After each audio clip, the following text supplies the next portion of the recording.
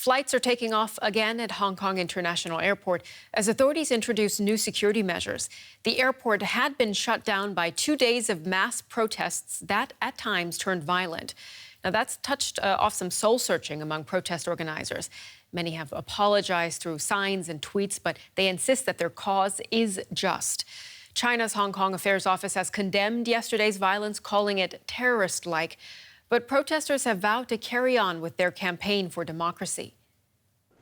From chaos to calm, Hong Kong International starting to resemble an airport once again this morning.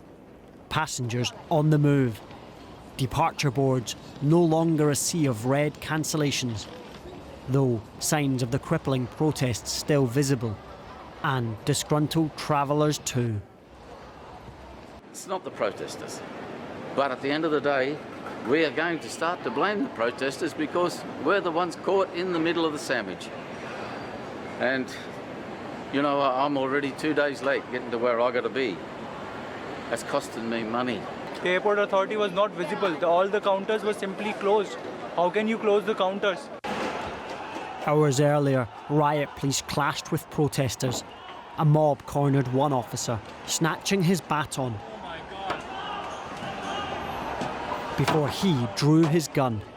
Remarkably, no one was killed. Elsewhere, they captured this man, believed to be an undercover policeman. He was kicked and beaten. Eventually, medics wheeled him to safety. So, as a Hong Konger and as a protester, are you worried that Beijing would actually intervene in the protest on the street in Hong Kong? I think they would do it. They will do all the way he can do it. So but I don't scare. So just come, never mind. Yeah. So what is the reason behind, like you're saying you are not scared? What is the reason behind, and will you still carry on to protest even if this happened? I think I will go on my protest. Okay, it is the last chance to get the freedoms. I don't know later on how much freedom we get, but this moment I try our best to fight against the press. Yeah.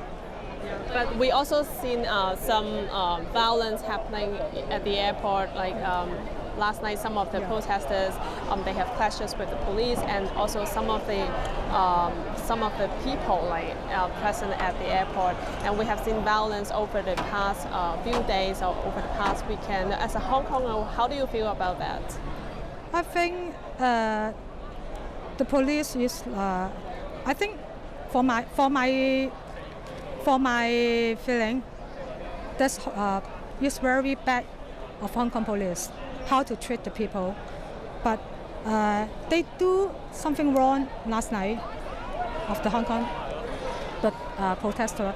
But I support them. I understand that how they're angry on the Hong Kong police. So I always stand with the protester. Yeah.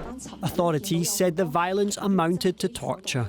A large number of protesters were surrounding and attacking police officers and vehicles.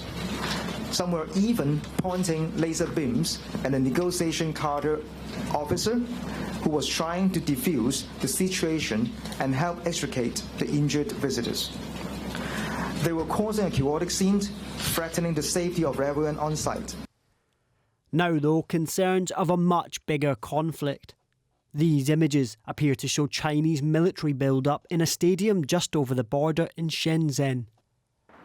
That's consistent with mainland media reports and raises the spectre of an unprecedented confrontation on the streets of Hong Kong. And we can speak to Joshua Wong. He is a student activist, the Secretary General of the Pro-Democracy Party, Demis Osisto. He's also been taking part in these protests. Joshua, thank you for joining us. I want to ask you about some of the images that we saw from the airport yesterday. There were some ugly scenes of clashes between protesters and police there. We also saw protesters attacking two men they believed to have been from mainland China. Have these protests gotten out of hand? We strongly experienced the life-threatening weapon were used by police when police fired more than 2,000 tear gas in the past 2 months and arrest 700 activists, including one young lady, result in permanent blindness because of fire by bullet of riot police.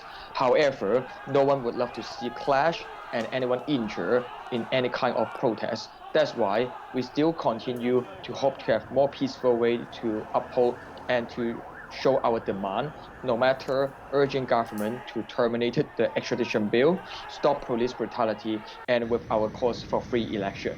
But I hope people around the world could aware that how Hong Kong government officials just stay behind of those riot police and keep silence. They are the one who are accountable and responsible to respond to people's demand, but they are just serving the interests of Beijing, be the puppet of communist authorities.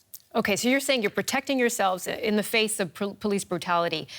Joshua, we've seen these images of Chinese troop carriers on the move to Hong Kong, and we also saw the Office on Hong Kong Affairs calling these terrorist-like incidents. These are very strong words.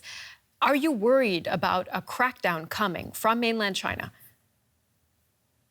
Protest or clash should not be defined as terrorism. It's kind of chilling effect generated by Beijing. I urge world leaders should prevent new Tiananmen Square massacre in Hong Kong happen again, and they should be the one uphold freedom and democracy. We know that the protest is just fighting for the fundamental rights. We hope to elect our own government.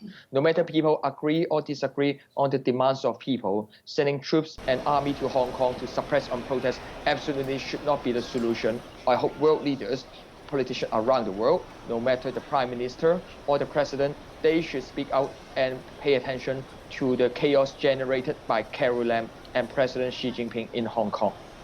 Joshua, can I ask, what are you and protesters fighting for at the moment? These protests started surrounding an extradition bill to mainland China. If that were to be permanently withdrawn, would that mean that the protests would also stop? Protests will continue in every weekend until the National Day because we are not only urging government to terminate the bill, we are also asking for the right to elect our own government. We hope to have genuine universal suffrage to get a vote to vote in the election. That's the fundamental right enjoyed by people living in Europe since last century. But Hong Kong still have a long path towards democracy, and we will never step backward, and we will never surrender under the hardline rule of communist regime. Joshua, you said you also want the right to elect your own government. You were one of the leaders of the umbrella movement back in 2014, fighting precisely for that, the right to vote for your own candidates to represent your territory. But that did not happen. So do you think that these protests will be successful? In the battle of David versus Goliath, it's not an easy and simple battle. We may face a lot of crackdown and suppression, but we will never step backward because Hong Kong is the place where people stand in the forefront to confront authoritarian rule, just like East Berlin in the last century. And we will continue until the day we get back genuine democracy. And we hope people around the world can be our allies to support us. All right, activist Joshua Wong speaking to us now from Hong Kong. Thank you so much for joining us on our program. Thank you.